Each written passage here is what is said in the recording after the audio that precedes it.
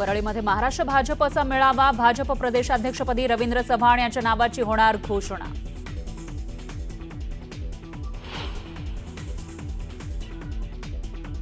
सभागृहाचं कामकाज नियमित चालण्यासाठी मी विधानसभेचा अध्यक्ष म्हणून माझ्याकरिता नानाभाऊ पटोले यांना दिवसभरासाठी सस्पेंड करत आहे।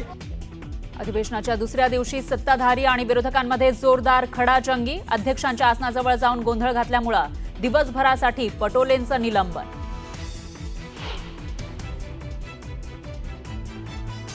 आणि पुन्हा चर्चेत आणि प्रकाशात यायला पाहिजे म्हणून हा त्यांचा प्रयत्न आहे का?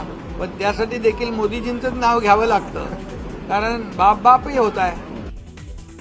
चर्चेत राहण्यासाठी नाना पटोलेंचा सभागृहात गोंधळ, उपमुख्यमंत्र्यांची पटोलेंवर टीका।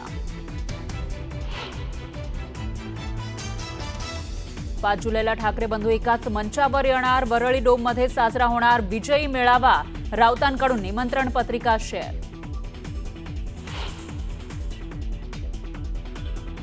उद्धव ठाकरेंकडून राज ठाकरेंचा छळ, राज यांना पक्ष सोडण्यास भाग पाडलं, तर नारायण राणेंचा ट्विटच्या माध्यमातून निशाणा, भास्कर जाधवांचा राणेंवर पलटवार।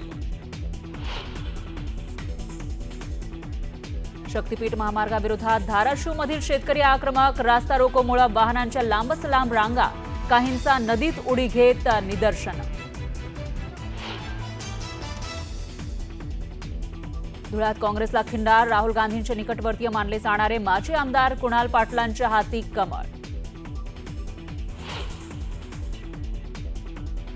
उत्तराखंडमध्ये पावसाचं थैमान, यमुनोत्री धाम मधील महाराष्ट्रातील 150 पेक्षा जास्त पर्यटक अडकले, पर्यटकांची मदतीसाठी सरकारकडे याचना। आणि संत तुकाराम महाराजांच्या पालखीचा सोलापूर जिल्ह्यात प्रवेश, सराटीमध्ये पार पडलं नीरा स्नान, तर ज्ञानोबा माऊलींच्या पालखीचं पुरंदावडे इथं गोल रिंगण।